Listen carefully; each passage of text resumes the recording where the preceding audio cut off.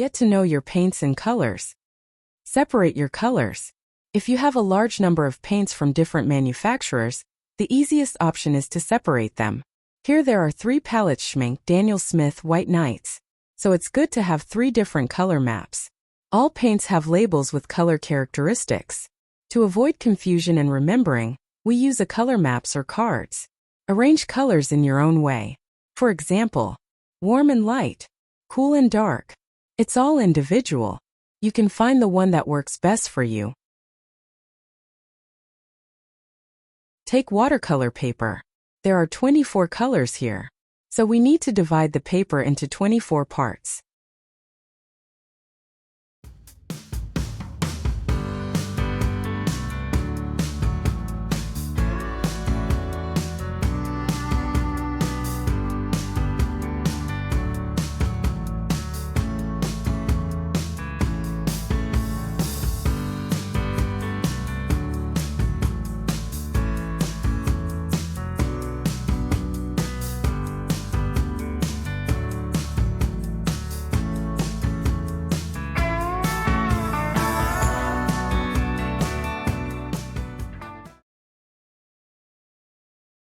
Your color map helps to navigate with colors when you are painting.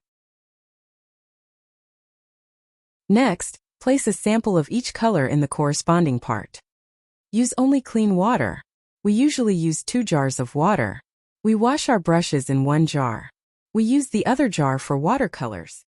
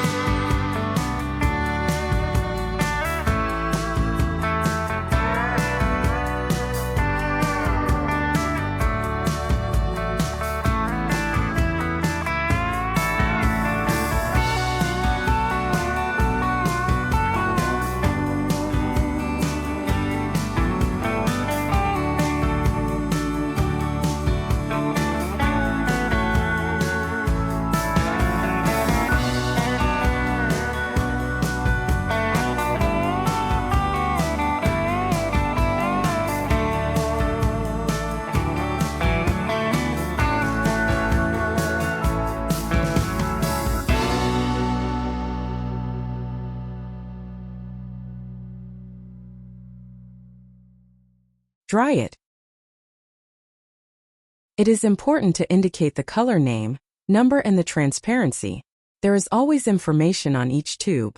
Write name, number, and transparency for each color on your colors card. Cut out the it and place it in the box.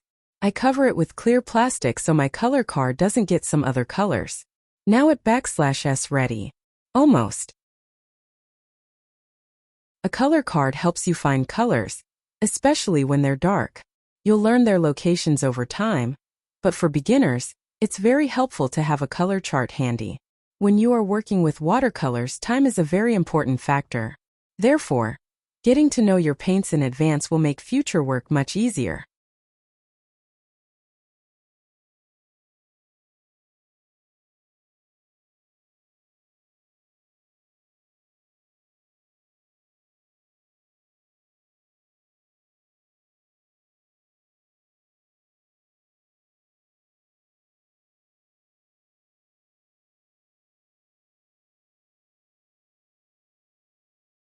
Keep your colors and palette clean.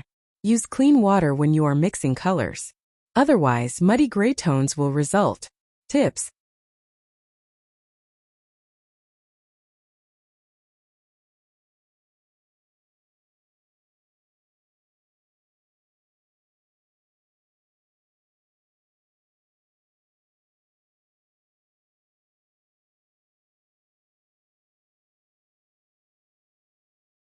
If necessary, you can make a separate color map for other colors.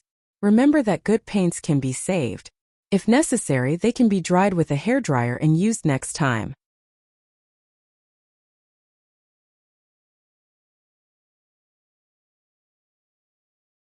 Our next step is to get acquainted with the color wheel. Mix colors yourself and place them on the color wheel. This helps to create color balance paintings.